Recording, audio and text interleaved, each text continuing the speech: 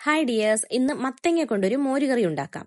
Tasty ആയിട്ടുള്ള എന്നാൽ വളരെ സിമ്പിൾ ആയിട്ടുള്ള റെസിപ്പിയാണ്. അതിനായി ആദ്യം മത്തങ്ങയുടെ തൊലി കളഞ്ഞ് ചെറിയ കഷ്ണങ്ങളായി അരിഞ്ഞെടുത്ത് അതിന്റെ കൂടെ പച്ചമുളക് കൂടി അരിഞ്ഞെടുക്കാം. ചട്ടിയിൽ അരിഞ്ഞുവെച്ച മത്തങ്ങയും പച്ചമുളകും ആവശ്യത്തിന് വെള്ളവും ഉപ്പും മഞ്ഞൾപ്പൊടിയും ചേർത്ത് ഒന്ന് ഇളക്കിയ ശേഷം ഹൈ ഫ്ലെയിമിൽ വേവിക്കാൻ വയ്ക്കാം. ഇനി ഒരു മിക്സി ജാറിൽ കുറച്ച് തേങ്ങയും ജീരകവും ഇട്ട് നല്ലതുപോലെ അരച്ചെടുക്കാം. മത്തൻ വേവുന്ന ടൈമിൽ അതിൽ ചേർക്കാനുള്ള തൈരൊന്ന് വെള്ളവും ചേർത്ത് മിക്സ് ചെയ്തെടുക്കാം. മത്തങ്ങ നന്നായി വെന്തതിനു ശേഷം അരപ്പ് ചേർത്ത് കുറച്ചു നേരത്തേക്ക് ലോ ഫ്ലെയിമിൽ വേവിക്കാം. അരപ്പിന്റെ പച്ചമണം മാറുമ്പോൾ ഫ്ലെയിം ഓഫ് ചെയ്ത് കറിയുടെ ചൂടൊന്ന് കുറഞ്ഞതിനു ശേഷം നേരത്തെ മിക്സ് ചെയ്ത് വെച്ചിരുന്ന തൈര് ചേർത്ത് ഇളക്കിയെടുക്കാം. ഇനി അതിൽ ചേർക്കാനുള്ള കടുക് വറുക്കാം.